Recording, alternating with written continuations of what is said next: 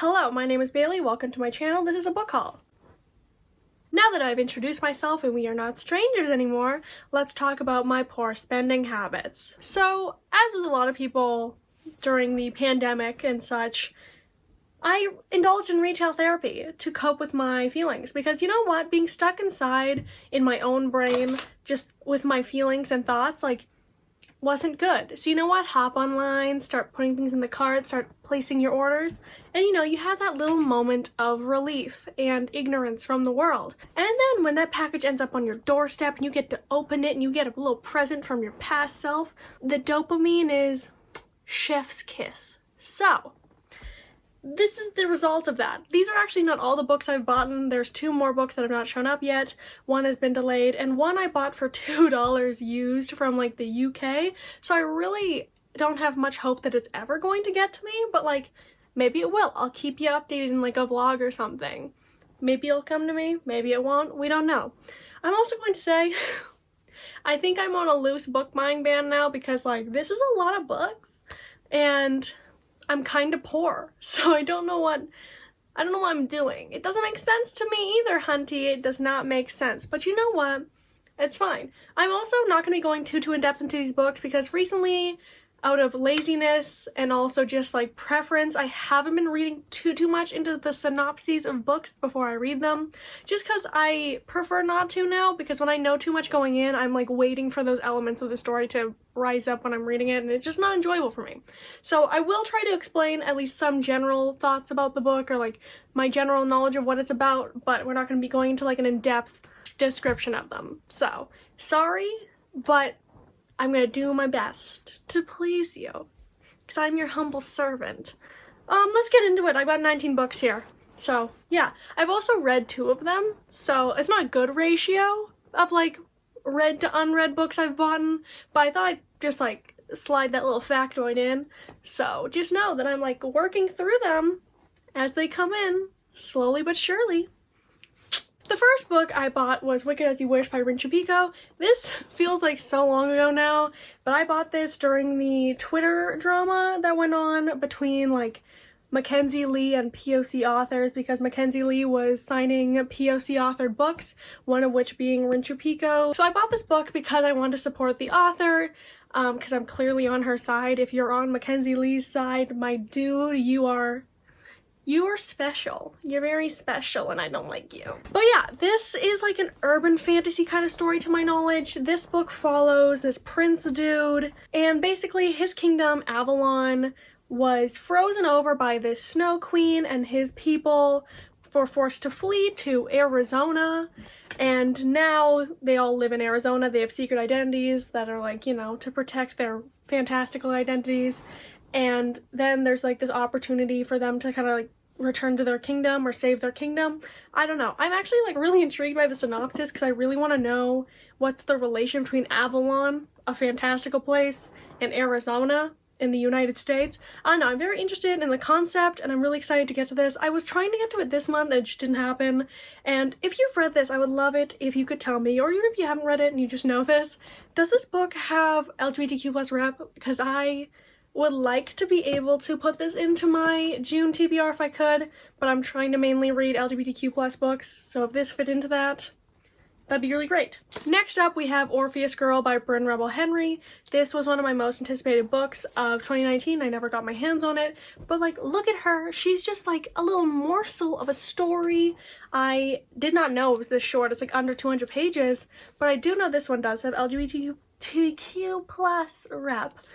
This book follows a female-female relationship, and one of the things that lured me in or made me really interested in the book was that it follows or it focuses on gay conversion therapy in a negative light, because gay conversion therapy is disgusting, but that is a topic that really interests me. It's so fucked up, and I'm just so interested in why people have the mindset that that's a thing that could work, so I'm really excited to get into this one. It's just such a morsel. I was gonna read this month as well, and shocker, I didn't. Even though it's so small, I just didn't get to it, man. I didn't get to it, and I'm shamed.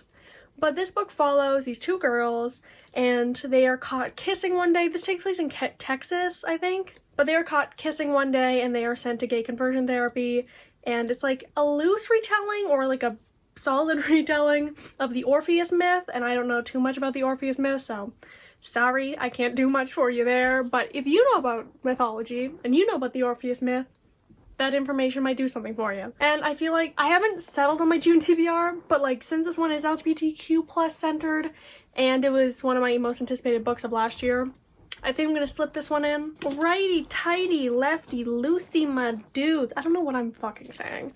Next is Rules for Being a Girl by Candice Bushnell and Katie Cotugno. I've heard the name Katie Cotugno before, but I don't know what relevance that has to anything.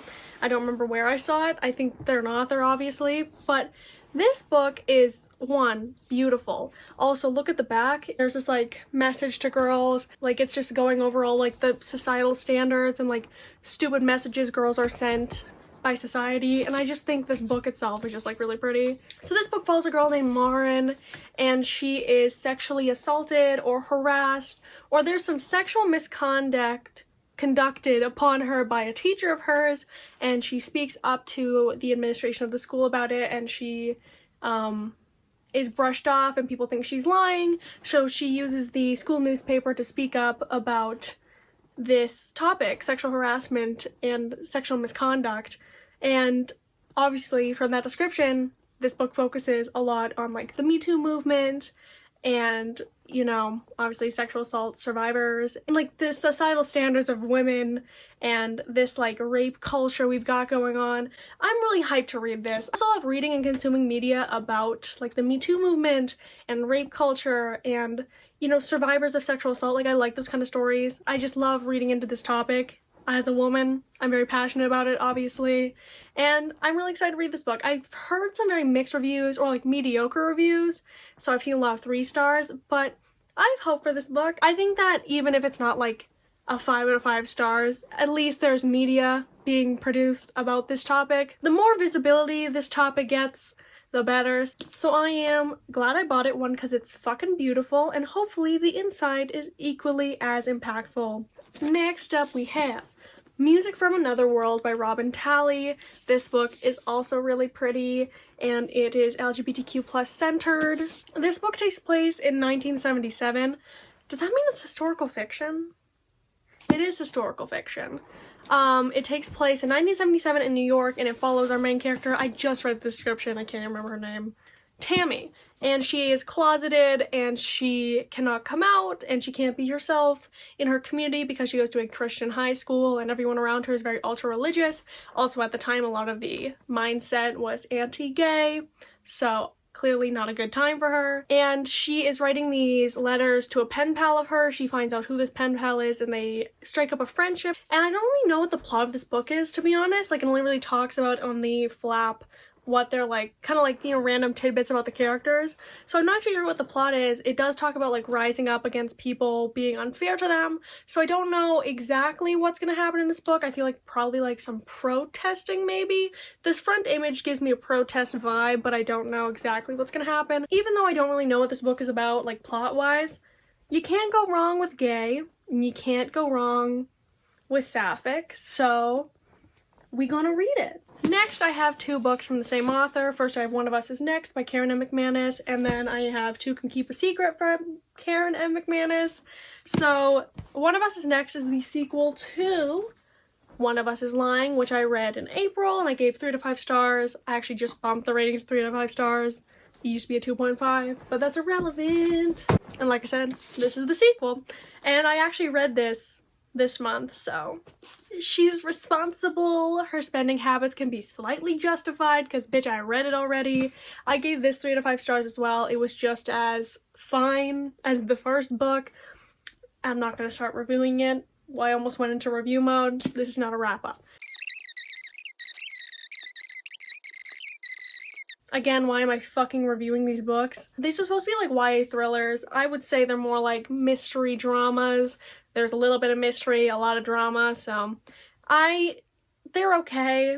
Like, they're not really remarkable, but they are just like quick reads. I also really enjoy I like the teen aspect of these books because they're very much like teen high school drama. Like, they read very teen-like, and that's not a critique. I actually really enjoy that. Also, they're YA, so they're supposed to.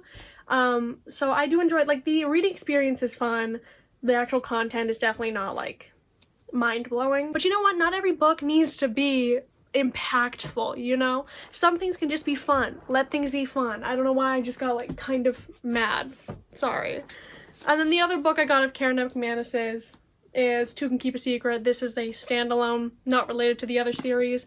Tangent, something I like about Karen McManus's books is that they all match style-wise, so like, thank you, Karen. I actually don't really know much about the plot. I more so got this because my friend really likes this author, and also because they all match really nicely and I kind of want to collect these books, so I'm superficial. So basically, in this small town, this girl Ellery's aunt went missing years ago, and then like 5 years ago, a homecoming queen was murdered in this town, and now Ellery has to move back to this town because she's going to be living with a family member. And then basically somebody threatens homecoming and is kidnapping people or kidnaps a person, and Ellery's trying to like solve the crime. I don't know much about this. I really don't want to read the description. I'm trying to read as little as possible while still telling you about the book, but I just don't want to read the description. I don't want to ruin it for myself, so I'm sorry. Next we have a totally different lane of books. We have The Bell Jar by Sylvia Plath. This is a classic. I, again, don't really know the description of this. I remember watching, I think, a Crash Course video or a TED Ed video. No, I watched a TED Ed video and a Crash Course video on Sylvia Plath and her work, and I really want to pick up this book. It was really interesting to me. It, I think, focuses on depression, so I'm really interested to read this. I've got nothing else really on this book. I just was interested, and I think the author's background and life story is very interesting as well, so I thought I'd try out some of her work. Next we have Far From You by Tess Sharp. This book is, I think, a YA thriller. Sorry if I just realized I've been spinning like a lot. Sorry about that. So, this book follows a girl named Sophie, and she has nearly died twice. The first time resulted in her having a oxy addiction, which is a drug if you didn't know.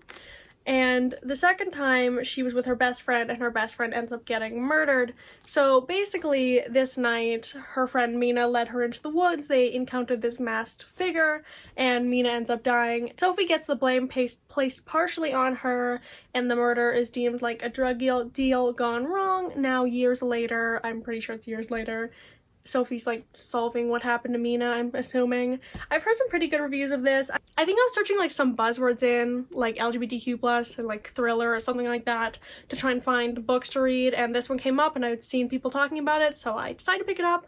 This one I've heard is pretty dark, and that's what I'm looking for. A lot of times I find with like teen or YA like thrillers, it doesn't go as dark as I'd like it to, and I'm not that interested in adult thrillers at this moment. Like, I'm 16, I don't really want to read about people's midlife crises among murder, so I don't know, just an opinion, so I'm excited to see if this is just as dark as I'm looking forward to it being. Next up, I have the second and third book in the Shades of London series by Maureen Johnson. The first book is The Name of the Star by Maureen Johnson. I gave this 3 out of 5 stars. Despite having like an average rating, I actually really like the book, and I'm really excited to continue on with the series. And also, points for uniformity. This is my favorite thing, is when covers look really nice together and match nicely, so Maureen Johnson, boo, thank you. Or thank you to your publishers, I guess. So these books are like teen paranormal thrillers or paranormal mysteries. I'll talk about the first book, because if I talk about these ones, it's gonna spoil them. So the first book follows Rory, and she suffers this near-death experience, and what results is that she has the ability to see ghosts. And she joins up with these other people who have had these near-death experiences and can see ghosts, and they're trying to catch this Jack the Ripper copycat killer that is on the loose in London at the time. And I am a true crime hoe, and I'm super fascinated by true crime, especially those cases like Jack the Ripper where you still have no idea who it is, and they're just such iconic cases, so the integration of that into the book was super exciting. And to be honest, that book really freaked me out, and I love that about it, so I'm really excited to continue with the series. The end of the last book was really unexpected for me, so I'm really excited to see where it goes, although apparently this series isn't completed, and it hasn't been completed for years. I think there's supposed to be at least one other book in the series, and Maureen Johnson has not released it. So that's a little scary for me, because I don't like diving into things that are not complete. Like Game of Thrones, I most likely will not read because the last book has not been released, so I don't want to get invested in something that I'm not going to get like that finale to, but like I guess I am now. I really want to get to these soon. I've been wanting to read this book for so fucking long. As soon as it showed up at my house, I wanted to start reading it, but I was busy. And now I'm still busy. And June is all about the gays, and I'm super hyped for my LGBTQ plus TBR. But then this guy's here, and I really want to read it. Why aren't you more gay? That's the real question.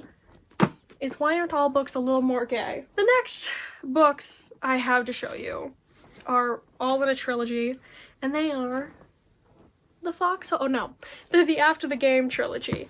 The All for the Game trilogy.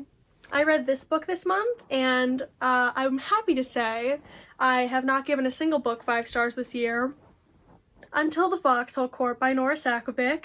In some people's eyes, it's probably like me being a dumb bitch. It's like, you're gonna clown on other books, but then you think that the Foxhole Court is high literature. Like, no, I don't actually. I just think it's exciting as fuck, the characters are great, and I'm sick of the vanilla bullshit. So, and without getting in-depth about my feelings about this book, I really, really liked it. It's very, very fucked up at times, and like, some may deem problematic.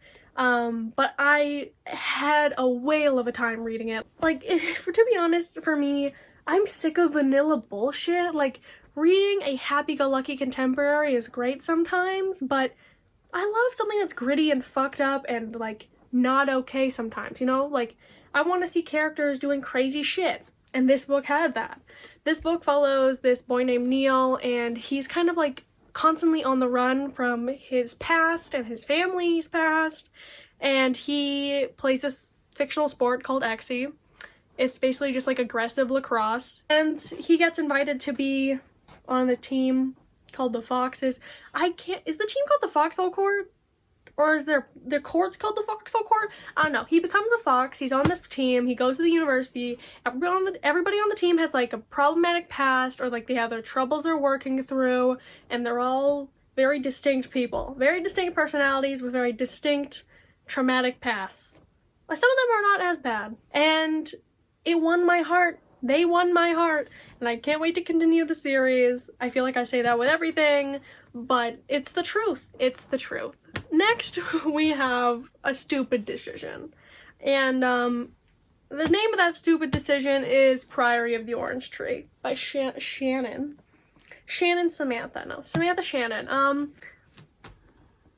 So clearly bitch was a little ambitious when she bought this one, but it gets worse. Like, it gets worse later on. So just, like, hang in there. There's even worse decisions coming. But this is a fantasy, an adult fantasy that had a lot of hype and a lot of people really enjoyed, and it's 800 pages if you don't see that.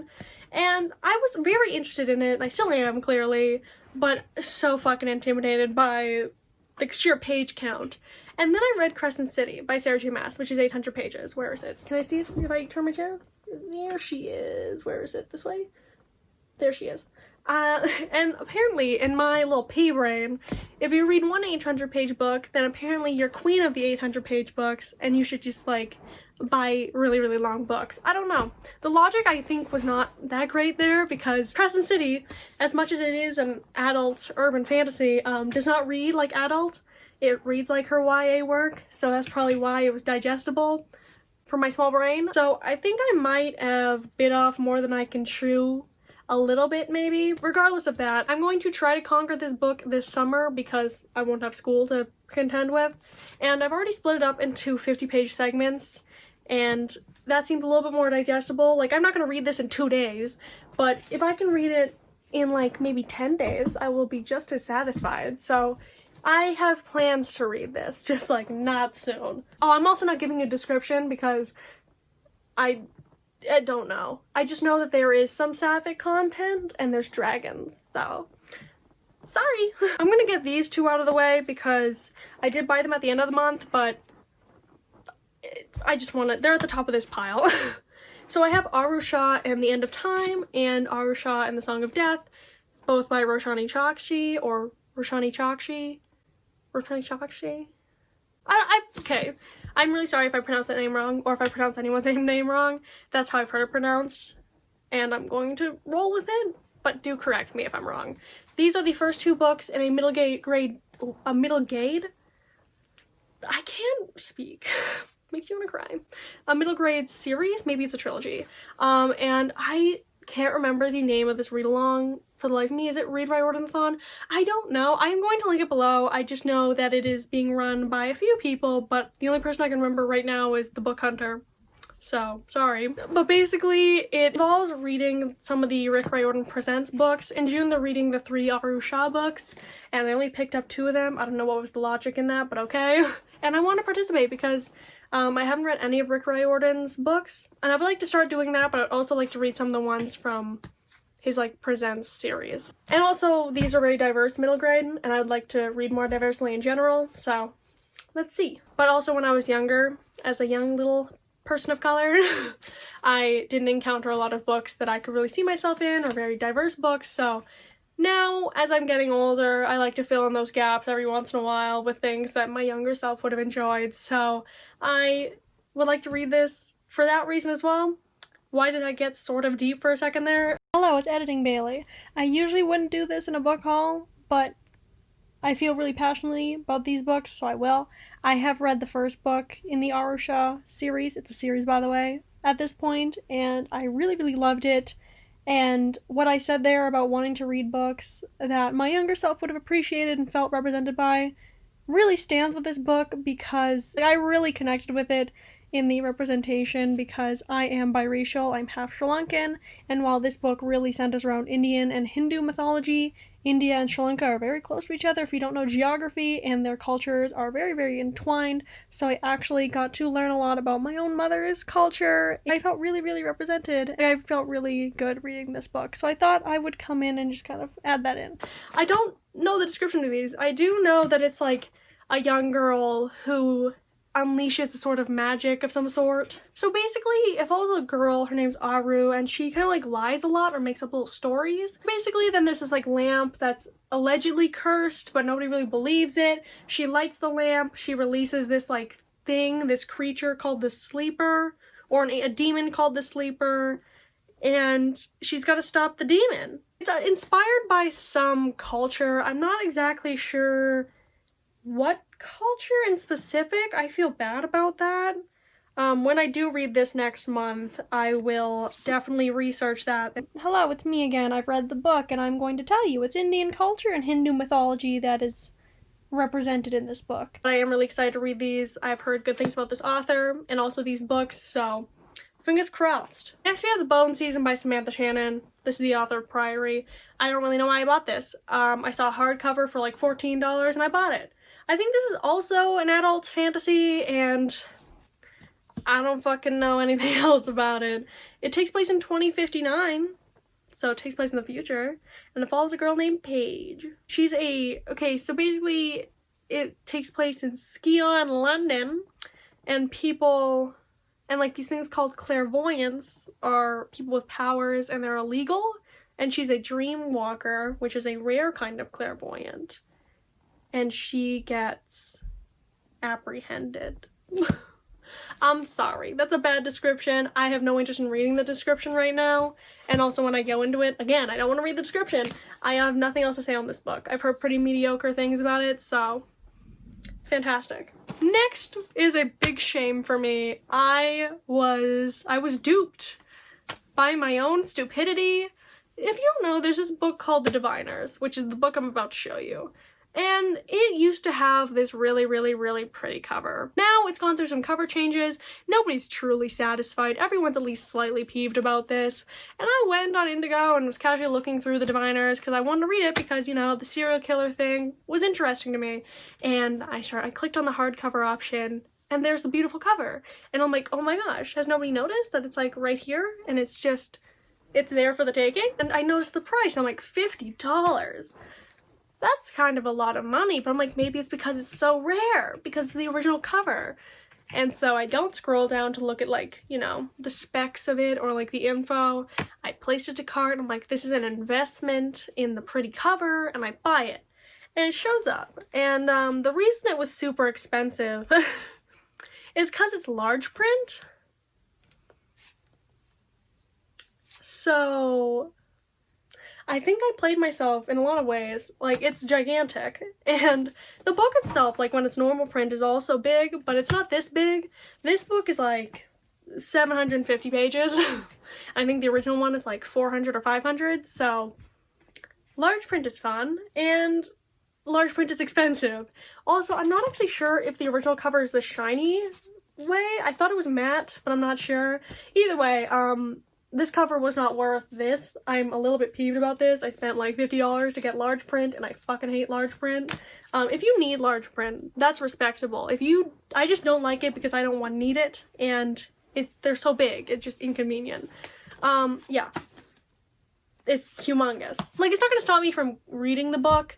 I feel like I will probably unhaul this copy at some point, or I'll keep it to just wallow in my shame, because I will never get those $50 back, so oops, I could have just bought like the $14 paperback. We're close enough for me to admit my shortcomings, and my shortcomings are not looking into things before you commit to a $50 purchase of a book. This book takes place in the 1920s, I do believe, and it has a serial killer plotline. I think there's this chick who can touch items and then like see the history of them. I don't know what her power specifically is, but I do know she like has to use it to kind of track down a serial killer. I don't know. I was interested by the spooky serial killer vibes, so. Last but not least, we have another stupid decision, but for a different reason. It's The Goldfinch by Donna Tartt. Literary fiction that's 700 fucking pages. Who do I think I am? Do I think I'm one of those people who reads literary fiction that is 700 fucking pages for joy? I don't know. I don't know. Maybe Hunter from the book Hunter just brainwashed me by talking about it so highly that I was like, yeah, I'll do that. Well, you know what? I really can't tell you what happened here. I think I wanted to feel like I was smart. Again, you read one 800-page, barely adult fantasy, and then you feel like you're, what, a fucking literary genius?